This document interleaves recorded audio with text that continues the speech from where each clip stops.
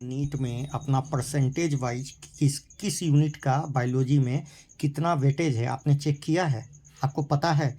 नहीं पता है तो बहुत गौर से देख लो। इस बार का जो एग्ज़ाम 2025 का होने जा रहा है उसमें उसमें क्या क्या वेटेज दिया गया है, ध्यान से सुनना, एकदम ध्यान से। ठीक है, कहीं गलती मत करना। ध्यान से सुनो। यूनिट 1 में आपको आपको चार मतलब टोटल वही जो टोटल 4 चैप्टर दे दिए गए हैं। कौन सा?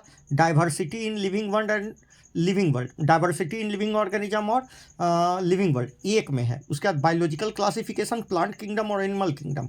इसका परसेंटेज जो है बेटा 14% है। मतलब समझ लो ये सेकंड मोस्ट हाईएस्ट चैप्टर है। तो यूनिट 1 आपको बहुत अच्छे से पढ़ना होगा। यदि आप यूनिट 1 में गड़बड़ा गए, यदि आपका एनिमल किंगडम से बहुत सवाल बनेगा बेटा, प्लांट किंगडम से बहुत सारा, बायोलॉजिकल क्लासिफिकेशन से और लिविंग वर्ल्ड से अच्छा खासा क्वेश्चन, तो देख लो 14% वेटेज है। ठीक है। सेकंड जो यूनिट शुरू होता है वो स्ट्रक्चरल ऑर्गेनाइजेशन और प्लांट्स एंड एनिमल से शुरू होता है। ठीक है, प्लांट्स और एनिमल से शुरू होता है। एक्चुअली में इसमें एनिमल्स ही पढ़ाया गया है। ठीक है। उसके बाद मॉर्फोलॉजी, एनाटॉमी और स्ट्रक्चरल ऑर्गेनाइजेशन इन एनिमल्स, यही पढ़ाया गया है बेटे। तो इसमें आपको 3 यूनिट दिए गए हैं। इसमें आपको 3 यूनिट दिए गए हैं। कौन कौन? मॉर्फोलॉजी, एनाटॉमी और स्ट्रक्चरल ऑर्गेनाइजेशन इन एनिमल्स। ठीक है, यही दिया गया। स्ट्रक्चरल ऑर्गेनाइजेशन इन ऑर्गेनिज्म बताया गया है। इसका वेटेज आपको 5% रखा गया है। कितना रखा गया है? 5%। आइए अगला देखते हैं। देखिए यूनिट 3 में जिसको आपको सेल बायोलॉजी पढ़ाया गया है, सेल पढ़ाया गया है, structure and function, cell the unit of life, उसी को बोलिए। यही cell structure function and cell the unit of life, यही एक चैप्टर का नाम है। बायोमोलिकुल्स पढ़ाया गया, सेल साइकिल, सेल डिवीजन पढ़ाया गया। इसका 9% वेटेज है बेटे। तो सेल बायोलॉजी आसान भी चैप्टर है, आप बच्चे से नाम सुने हो तो इसका तो आप कर लोगे। ठीक है। चौथा चैप्टर में ध्यान रखना, मिनरल न्यूट्रिशन हटा दिया गया है। तो plant physiology, transport in plant, photosynthesis, respiration और प्लांट ग्रोथ, इसका 6% वेटेज है। आ रहा है समझ में? 2 यूनिट से ज़्यादा वेटेज है यूनिट 4 का। और देखो, आप देख के हैरान हो जाओगे, जो लास्ट वाला सेक्शन है आपका, जिसको ह्यूमन फिजियोलॉजी या ह्यूमन एनाटॉमी या सिस्टम कहते हो आप, इसमें डाइजेस्टिव सिस्टम हटा दिया गया है। बाकी सब आपको पढ़ना है। Breathing, exchange of gases, body fluid and circulation, excretory product and elimination, जिसको आप किडनी वगैरह पढ़ोगे, locomotion and movement, neural control और केमिकल कोऑर्डिनेशन। 20%। बाप रे बाप, देख रहे हो कितना परसेंट वेटेज है? तो आपके 11th में सबसे ज़्यादा वेटेज यूनिट 5 का है। और और सबसे कम वेटेज किसका मिला बेटे? सबसे कम वेटेज हमको मिला, सबसे कम वेटेज मिल रहा है यूनिट 2 का। आ रहा है समझ में? सबसे ज़्यादा वेटेज यूनिट 5 का है। उसके बाद किसका है? यूनिट 1। तो यूनिट 5 और यूनिट 1, उसके बाद यूनिट कौन सा बेटा? यूनिट 5, यूनिट 1 बहुत अच्छे से करना है। उसके बाद यूनिट 4 बहुत अच्छे से करना, यूनिट 3 बहुत अच्छे से करना। ठीक है, आ रहा है समझ में? ऐसे तो सब अच्छे से करना है। ठीक है, क्योंकि 360 में टारगेट है। ठीक है। अच्छा, क्लास 12 का वेटेज देखते हैं, ध्यान से सुनो।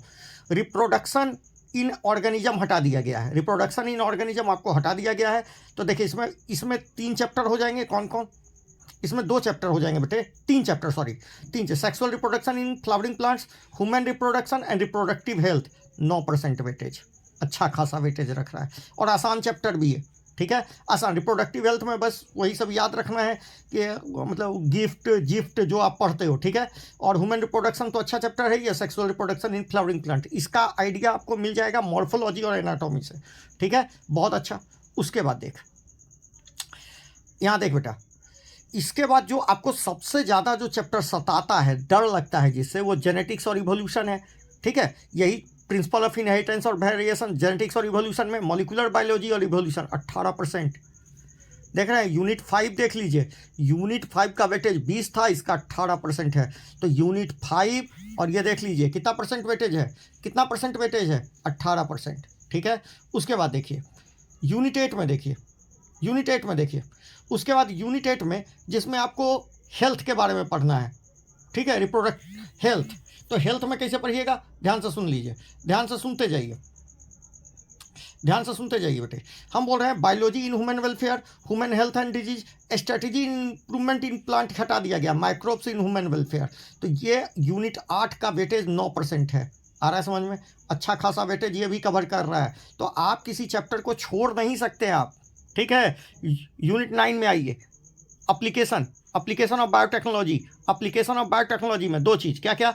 एप्लीकेशन और application of biotechnology and its application, यही ना पढ़ना है, यही पढ़ना है। तो क्या क्या पढ़ना है बेटे? इसका वेटेज 4%। कितना परसेंट? 4%। तो biotechnology principle and processes of biotechnology and its application.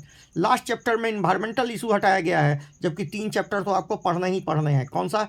Ecology and environment, ecosystem और बायोडाइवर्सिटी एंड कंजर्वेशन। 6% वेटेज है। तो देख लीजिए बेटे, बहुत अच्छे से पढ़ाई कीजिए, हम आपको हमेशा गाइड करने के लिए तैयार हैं।